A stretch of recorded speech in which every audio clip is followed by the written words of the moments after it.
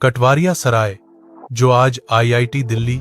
और हौज खास के पास साउथ दिल्ली में एक घना इलाका है, इसकी शुरुआत मेहरौली इलाके में एक पारंपरिक खेती वाले गांव के रूप में हुई थी। गांव की जमीन पर मूल रूप से स्थानीय खेती करने वाले समुदायों, मुख्य रूप से जाटों का कब्जा था, जिसमें सनसनवाल, मलिक और कटारिया जैसे गोत्र मुख्य मूल आबादी बनाते थे, जिनका जीवन खेती, पशुपालन, गांव के तालाबों, मंदिरों और दिल्ली की ग्रामीण बस्तियों की खासियत वाली एक मजबूत सामाजिक संरचना के इर्द गिर्द घूमता था। कई पीढ़ियों तक कटवारिया सराय आसपास की खेती की जमीन के साथ एक आत्मनिर्भर गांव के रूप में काम करता रहा, जब तक कि 1960 के दशक की शुरुआत में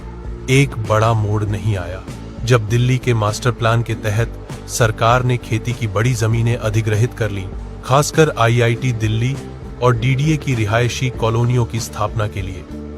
इस भूमि अधिग्रहण ने खेती की अर्थव्यवस्था को खत्म कर दिया और गांव को तेजी से शहरी बदलाव की ओर धकेल दिया, जबकि मूल आबादी, गांव की बस्ती, लाल डोरा के तहत रही, जिससे बिना रोक टोक और स्वाभाविक निर्माण की अनुमति मिली। गांव धीरे धीरे एक शहरी गांव में बदल गया, जिसकी पहचान संकरी गलियों, घनी बहुमंजिला इमारतों और मिश्रित भूमि उपयोग से होती है। 1990 के दशक से शिक्षण संस्थानों के पास होने के कारण